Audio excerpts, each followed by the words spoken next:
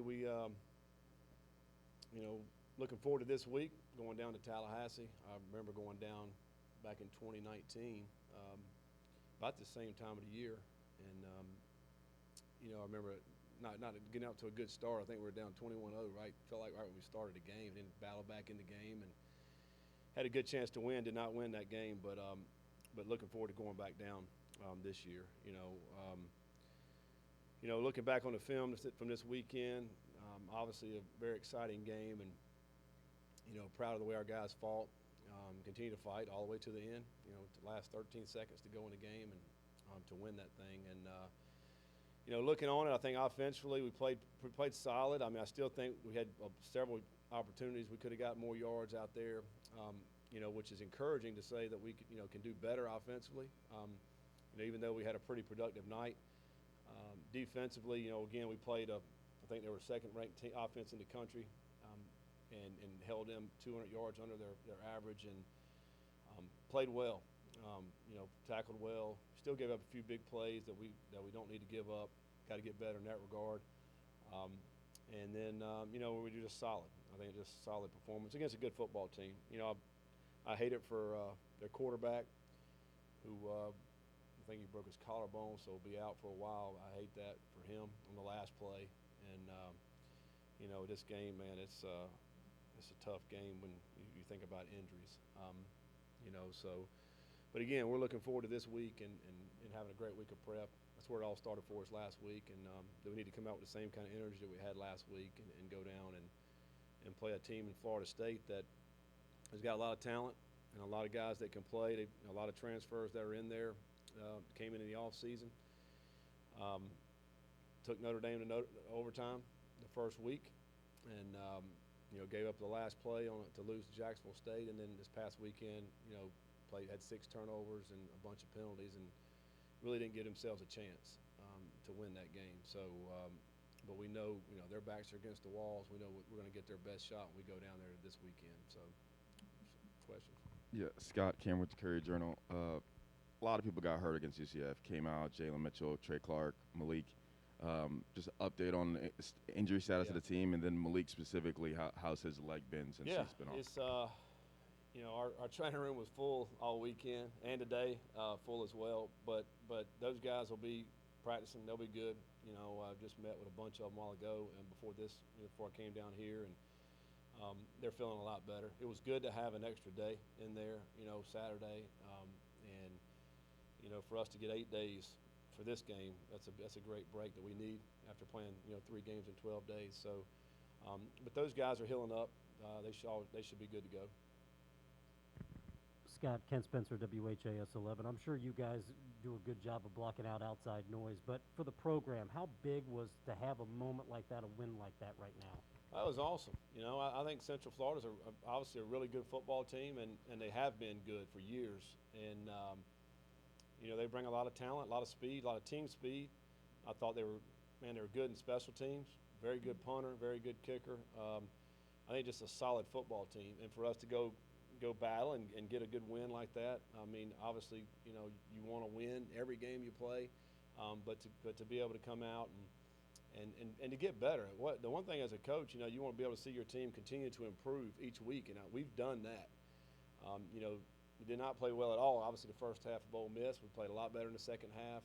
We did some better things against EKU, and then I thought we did even better against these guys from Central Florida. So we got to continue that. We got to get better again this week as we go down there and play Florida State. But yeah, it was exciting. It was a great football game. Just as a fan, it was fun to watch.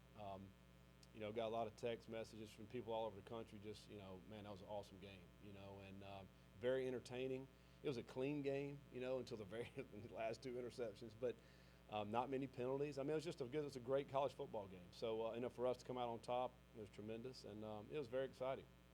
Scott, Jody Demling with Cardinal Authority. With you, I know you'd like to rotate guys on the line and keep guys fresh, but when you have a game where you don't rotate guys because some guys aren't available or whatever, does that almost tempt you to stick with that lineup?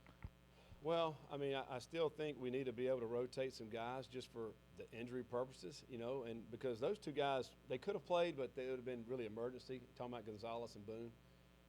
You know, Kendra got in and played a few snaps, but you want to have that depth, you know. So we still want to be able to play some guys there and rotate some guys. I thought that Hudson, you know, he played the whole game. He played really good. You know, Trevor's got to be better at tackle. You know, gave up a couple pressures there, and you know, so I do think I want Trevor to play, but I do think Gonzalez has got to play as well because he's so solid, you know, and he's very smart. So, you know, in a perfect world, you put 5 guys out there and let them go, but I also think that we need to continue to develop and get these guys better and better. So the only way to do that is play them, you know, and as we go in the game, we're looking to say, all right, who's playing the best, and that's the one who's going to get the most snaps, you know. So, but yeah, I thought they did solid for the most part there. You know, we have these 3 games. We've done a much better job in less tackles for loss this year and less sacks, you know. So those guys have done a pretty good job with that. Coach, this is Kent Taylor from Wave TV. Can you take us through the sequence of events that got Jalen Alderman on the field, and then, you know, have you seen some things from him to make him think that he's capable of making plays like that, or was it just a completely shocking thing? Well, no. I mean, he's been a guy who's really all camp. Alderman, you know, kind of turned the coach's head because he's smart. I mean, man, this guy knows exactly what we're saying. We don't have to tell him over and over and over. And he was a good tackler coming out of high school. You know, really kind of caught our attention with that. And then when he got here, he's a mature freshman. And I think with that, you know, the coaches get a lot of confidence in him. You know, and then, you know, Monty went out. He got dinged on a play right before that. And so, you know, Coach D. Nick put in Alderman, and he was in the right place at the right time. You know, as you go back and watch the film, the ball was a little bit behind, but the receiver probably still should have caught it. You know, it kind of bounced off of him, and then right in Alderman, and then he knew what to do with it when he caught it. You know, it was a huge play. He got a couple good blocks down the sideline, and then, you know, took it all the way to the house. But yeah, he's certainly going to be in the mix, you know, to get some more playing time. I mean, I think he's obviously a good football player and you know, a very heady player. 2 questions. One, Scott, have you seen the video of Rocco celebrating on the sideline? I have. And what'd you think?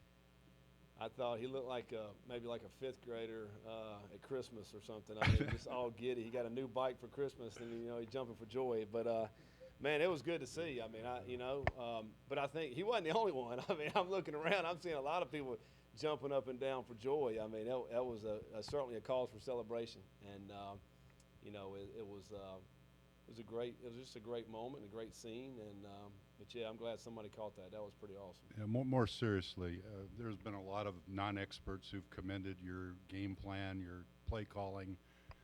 Was there any kind of philosophical change, or just the plays worked better this week?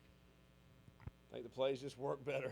I mean, you know, we felt really good about the plan going in. I thought our coaches did a great job last week, you know, albeit a short week, but did a great job of finding ways that we could do some things to get some guys free. And then the guys went out and executed. Now, you know, and listen, it takes all of that. It takes a really good plan. It takes the buy-in from the players. It takes the energy and the know-how to go out there and get that done. And it really, everybody did that. And as I said, there were several plays that we still could have got a lot more yards that we left out on the field that I think we'll continue to get better. You know, but it was just some of those plays were hitting. I mean, they were hitting Friday night, and they were fun to see. You know, a lot of times though, it seems like this year, you know, the first 2 games, you know, we're in a play call, and then the defense is doing something a little bit different than we want. And then Friday night, they kind of cooperated a little bit better, and some of those plays looked a lot better because of that. Scott, Ken again, WHAS 11. Jalen already has a T-shirt out that says Mr. Pick 6. Have you already placed an order for your T-shirt? No, I didn't know that. I will now though. That's pretty big. I want to put that one up for keepsake. But yeah, he'll remember that for the rest of his life, no matter how old he gets.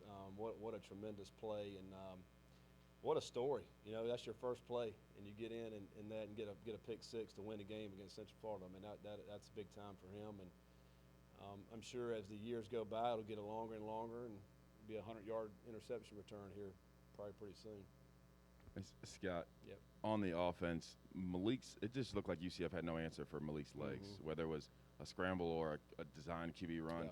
How important is that for you all in what you do in the run game, and how does that affect what you do as a play caller? Yeah, no, it's huge for us to be able to have the ability for the quarterback runs. I think, a lot of that depends on what defense you're playing that week, and I think the way they played theirs, it kind of set up for some Q runs, and we thought that going into the game that he was going to be a big part in that. He obviously is a great runner, and he just puts a lot of pressure on defenses if you're able to do that. And we'll see as the season goes on, or we're going to be able to utilize him in that run game. We always want to be able to have that ability. Again, but I don't want him to run it 20-some times either. He's not a running back. He's a quarterback. So, but we want to take advantage of that when it presents itself, and we felt good about it. He had some great runs, got some drives started, and man, one of the biggest plays I thought was of the game. We're down 7. We're backed up on -6 or 7, and it's 3rd and long, and we go to Q draw, and he gets the first down, and that gets it started. I think I may have went 95 yards or something on that drive, but I mean that was huge play because the play before that they brought pressure and almost sacked him, and almost a safety, and that'd have been 9-0. Now that whole thing could have changed the whole outcome of that game, and then the next play we get a Q draw for a first down, and next thing you know we're on. So. Yeah, his ability to run is huge. Scott, Dominique Gates with the Courier-Journal. As you get ready for Florida State, when you were looking at UCF, you looked at the game plan, saying you need to open things up a little bit.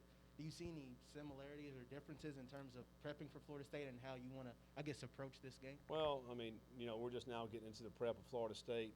They do some things that are different than Central Florida. They have some good athletes on defense. Basically, it's really a new defense compared to last year personnel-wise. They got a lot of transfers, a lot of new players. One of their best players came in from Georgia, number 11. I think his last name's Johnson, maybe, but he's outstanding. They have some good players, and so we got to obviously find ways to be able to move the ball. I thought Wake Forest did a really nice job last week against them and moved the ball pretty good and scored enough points to win it. So. I don't know. We'll see. We'll see how the game plan goes, and obviously we got to find ways to run, throw, and do a little bit of both. Scott, Matt Miyavick with Sports Illustrated. In the first couple games, it seemed like the energy, effort, and execution were kind of lacking at times, but then took a massive uptick against UCF. Going on the road for your ACC opener, how do you plan on carrying that throughout the week to make sure all of those three don't regress heading into Florida State? Well, I mean, I think our team took a big step forward Friday night and last week in their preparation and the energy. So they kind of set the standard. That's where we want to at least be right there, if not better. And so it starts during the week in practice. I thought last week our chase teams, our scout teams, did a great job giving us good looks for Central Florida. I think it starts right there. I think, and then our guys, the offense and defense, they really fed off of that. And man, you're right. I mean, they came out with great energy, and the sideline was as live as I've seen our sideline probably since the bowl game. And because I remember that bowl game sideline was awesome. We got down 14. They didn't even flinch. We came back and ended up, really taking over the game in that bowl game. But it felt very similar to that this weekend. Our guys didn't care what the score was. They were flying around, playing hard. The sideline was into it. The stadium was rocking. It was just a great atmosphere, and we got to continue to feed off of that sideline. This one will be different because now we're only traveling 70-some players, compared to having our whole team on the sideline here at home. So it will be different. That's one of the things we just talked about with our leadership group just then. And so, yeah, we got to have a great week of preparation. That's where it starts. On the double pass, even the TV announcer's like, well, it's got to be a run here.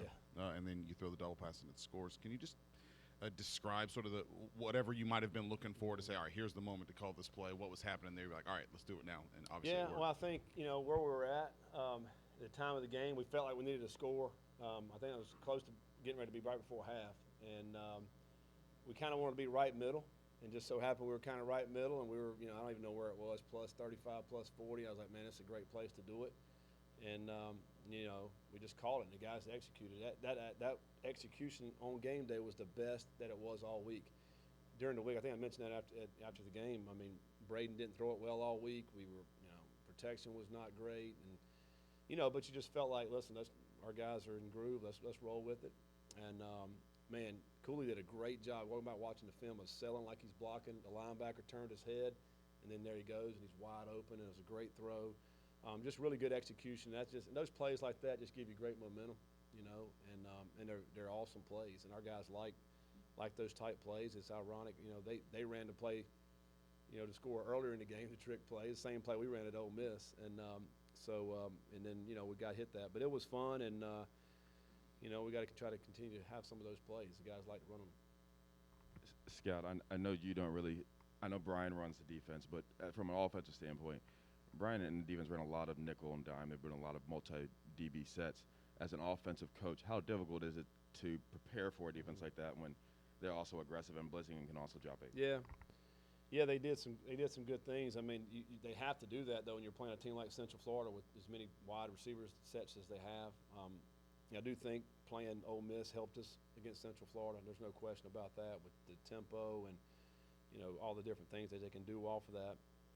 But it is difficult. You know, it's a little bit what Ole Miss did to us in that first game. You know, they had the 5 DBs in there, kind of that umbrella look and not giving up the big plays, and you know, which made it difficult on us to move the ball. And so the thing that you don't want to do is give up the big play. So it was disappointing when their first touchdown, when they hit the long ball. That was one of the most disappointing things we did defensively in that game.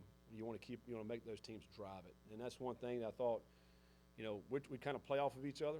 You know, offense and defense. I thought our offense, we had great tempo Friday night. You know, we ended up running, I don't know, 12 or 14 more plays than Central Florida, which is crazy. I would never thought that going into that game. But we've occupied the ball very well in the first 3 games, and that helps our defense. I think in the first half we had the ball 20 minutes, they had it 10. So our defense was fresh, you know, and that's the key, is to be able to keep fresh, you know, defensive players and keep their offense off the field. Scott, when it comes to Florida State, they look like a completely different team against Notre Dame than they have these last 2 weeks. When you're watching film of them, what have you seen as far as the biggest difference? Yeah, I mean, that's a good question.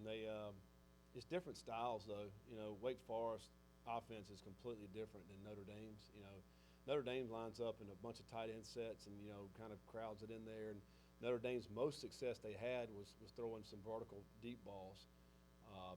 You know, Wake Forest is kind of spreading you out, and they're running the slow, you know, mid-zone, you know, with the RPOs off of it. So it's a little bit different. And I just think in this Wake Forest game, the turnovers. I mean, Florida State was moving the ball, and then they would turn it over. They had 6 turnovers, 3 fumbles, 3 interceptions, and then they had some costly penalties that really hurt them. You take away some of those things, it's probably going to be a ball game. Now, I know they didn't. You know, obviously you got to take care of the ball, but that's, to me, was the main difference in both of those games. But because you watch the film, the guys are running around. They can run. They're fast. They're big. They're strong. Notre Dame really didn't run the ball on them at all, and you know, so it's interesting. But I think it came down to the big thing was just the turnovers and the mistakes. I think that was the biggest difference when you look at both of those games. Scott, how do you prepare for the quarterback situation for them? Yeah. Because Travis started, then Milton was in, did that against Notre Dame. How do you kind of prepare for that? Yeah, because they're 2 totally different quarterbacks. You know, Travis is a great runner. You know, we saw that last year when he was here, ran around here, made some big-time plays. So far this year, that's a strength of their offense, running the football. That's probably their strength is the rushing game. They have 2 really good running backs that can run. And he's in there. He added that dimension with the Q runs. And then Milton gets in, and, you know, he's that savvy passer that they don't want to run as much. And so, yeah, we're going to have to, you know, really you almost have, I won't say 2 different game plans, but it's 2 different thought processes depending on who the quarterback is. And then, you know, of course, Chubb is there as well. He hadn't played this year, but he's, you know, I saw him on the sideline just, you know, watching the TV copy. So it'll be interesting to see, you know, how they're going to – I would assume they're going to continue to rotate. They've been doing that all year. And, you know, we'll have to make the calls of just whoever's going to be in the game. You know, Travis went out of the game and didn't come back in. I'm not sure if he's the injury there or not. But, you know, we'll anticipate all of them being ready to go and having a good game plan for each one that's in there. All right. Thanks, guys. No.